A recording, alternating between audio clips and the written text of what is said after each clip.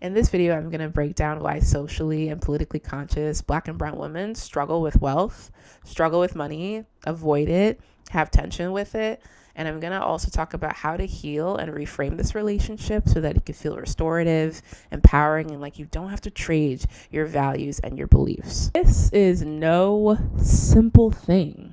Any woman who's clicking on this video right now is deeply aware of the historical, social, and global history that is rooted in violence, dominance, and oppression.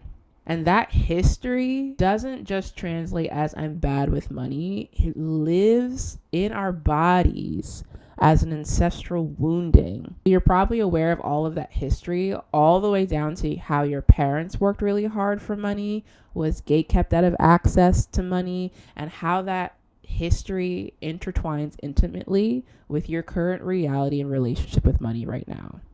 But before we get into that, I'm going to break down some brain science so you can understand the depth of this struggle so that it becomes really clear about how it shows up in the micro moments of your everyday life. I made $4,000 last year from creative coaching. I had to do some really deep deprogramming, remove the white imagination from my mind.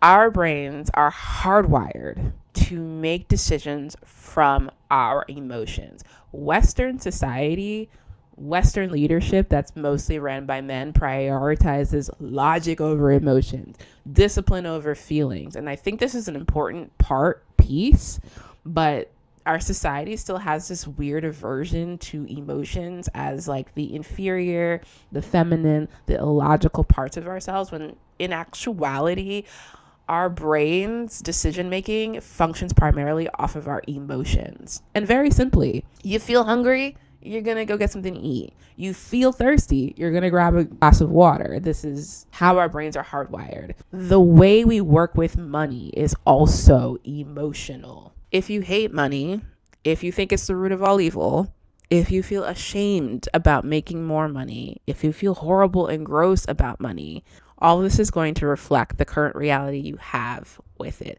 I kind of want you to think about it like you're going on a date with somebody and they sat across from you and said, your kind is the root of all evil, and I don't see the point in investing time or energy in understanding you. I want you to also think about being in a relationship with someone who is ashamed to be around you. That is exactly how money feels about you. You wouldn't go on a second date with that person. You wouldn't be around that person. That type of energy is reflective of the relationship that you have with it. And this is by no means a fault or a flaw. This is a bunch of conditioning built by a white patriarchal society that is oppressive in nature to keep Black and brown women out. And all of the feelings that we have about money are just because the language and the effects of money are still wrapped up in the hands and language of rich white men. Stock market, Roth IRAs, investing, all of the language is coded to feel exclusionary by design. And if your brain shuts off before you even dive into any of that, that is by design. And this moment, that moment where your body shuts off, that is the beginning of the oppressive control, where fear steps in and control becomes alive. Not just socially, like when you're walking down the street and you have to be aware of your surroundings, not just politically in terms of what we can do with our bodies and when, also economically. And this is where the crux of an oppressive system becomes alive, because if they can get you to fear having money, they have already won dominance of access to it in your mind. So, number one, the depth and power of our autonomy as Black and brown women. Women's autonomy is literally policed the most because we hold the threshold between life and death, creation and destruction, quite literally. Like, where would all these men be without a woman?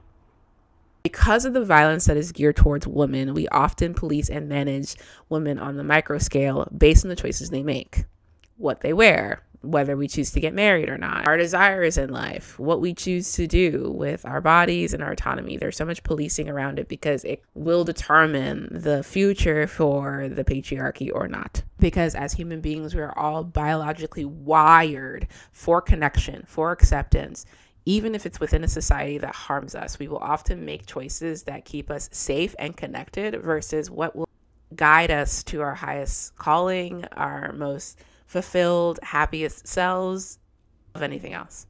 And many of us are still giving up our autonomy to the imagination of the construction, configuration, and redistribution of resources in the minds of white men because it is unfamiliar and quite close to almost unbelievable that money in our hands wouldn't mirror the extraction that we see, but give us restoration. It's quite literally the reason that when men have wives, they are way more successful, because women have the tendency to multiply and bring in the collective, where men are often conditioned and socialized to extract off of that support. And this is not to bash men. I'm not saying that all men are horrible. This is just you might have this deep-seated fear that if money was in your hands, that you will become and replicate the same type of evil, that you'll become complicit in the same systems that harm you. A lot of this discourse follows the same as like Black capitalists and like Black excellence, that where chasing money almost replicates itself to having mass material wealth and seems to not necessarily speak to the wider collective. I can get into that in another video, but I just want to touch on that because I think that's a very important part of this conversation. It's the thing about money that the wealthy understand that they won't tell you. Money itself is neutral. It does not care if you are a good or a bad person. It flows behind the consciousness of the person who has it. Money is an amplifier. Whatever was within you, it's just gonna amplify that. Money will only amplify all of what you are. And the distrust that women have instilled, which is a social conditioning, a social oppressive conditioning, to the degree where we don't trust that we could do good with money, because we're conditioned to be afraid of it. And the conditioning to be afraid of it is how they control who has it. My therapist told me this analogy that I think is full about a brick. You could take a brick and you could throw it through a window and break the glass and cause damage and destruction. Or you could take that very same brick and slap on some cement and lay the groundwork to build a house. It is what we decide to do with it. And if we don't believe that it is possible, we give up our autonomy to the creation and imagination of white men.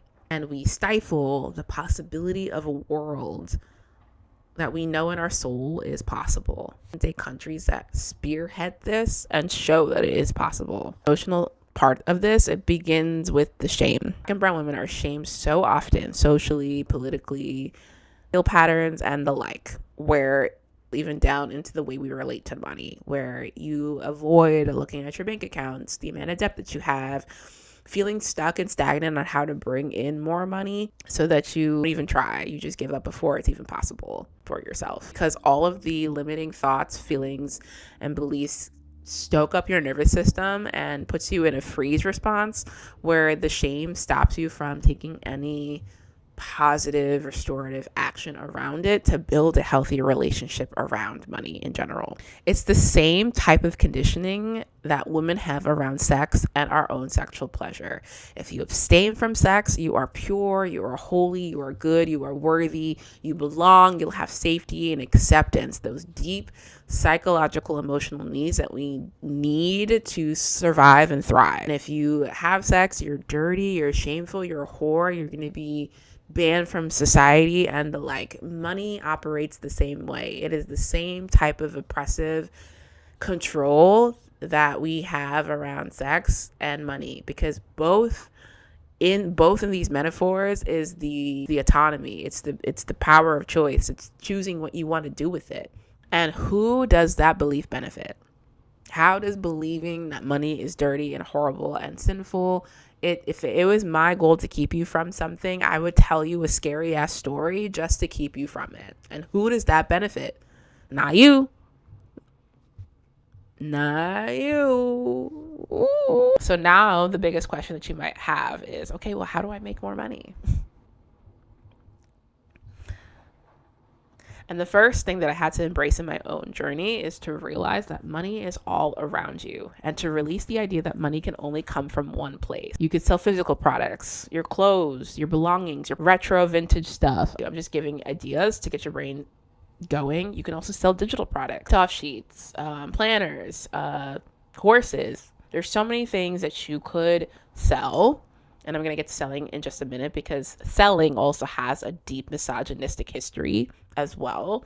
It's why a lot of women struggle feeling good about selling, because women selling themselves is like cheapening yourself in society. It's sleazy. It's a dirty tactic to manipulate and get, some level of unfairness or domination. And that's kind of the old paradigm that we're letting go of.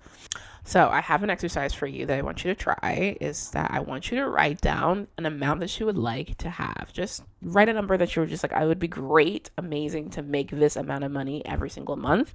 And I want you to write down every single thought that you have, every single belief or story that comes to your brain about how to make that money. It could be something like, I can't make that much, or how is someone going to pay me this amount of money, or how am I going to make this amount of money, or I can't make that amount of money. Whatever thoughts or feelings that come up, I want you to write every single one down. I want you to write down a counter statement that goes like, someone would happily pay me this amount for the knowledge that I have, or it's totally possible for me to make X amount every month. Okay, it's just to start stirring and releasing some of the stories inside our minds, and also acknowledging the shame and the emotional aspect that lives in our body memory as ancestral wounds. Start shaking that shit up a little bit. Here's the other thing that I feel like a lot of millennial women struggle with when it comes to building wealth or making more money, is that our society, especially our generation, is so conditioned under the microwave quickness. We have Amazon Prime, we have social media, we have Google, we have everything at our fingertips, that building something feels painstakingly slow. And also with our history specifically, it also kind of feels like it's out of reach, because our pattern and trajectory in our economic wealth does not match the same trajectory as the generations before us. So there's a lot of hopelessness that surrounds a lot of this as well. And I'm very present to this. This is something that is so near and dear to my heart, and I really want to tackle how much we can rearrange this story for ourselves and the future after us, decisions and the beliefs that I also want to introduce the concept of identity, who you are being. We're so conditioned to think about the output, the amount of hours we put out, the amount of labor we do, and that is the only trade of value that we have. But I also want to entertain the idea of who we are being, what value we offer. Who do you help? You're more than just your job title or the amount of hours that you work. There's someone out there who will pay you money for the knowledge that you carry. I want you to branch outside the identity of just your job alone, and how there are multiple ways to obtain that money by who you are being. Maybe you're a seller, maybe you're an educator, maybe you have other skill sets that someone, it doesn't come naturally to. Maybe you can write, maybe you can sing, maybe those are other skill sets that people will give you money for, and it's so important to not limit yourself to one identity alone. If these concepts have been illuminating for you, I'm going to dive deeper into them in an upcoming cohort, and stay tuned for more videos. My world builders, my lovelies, stay tuned, and I will see you next week.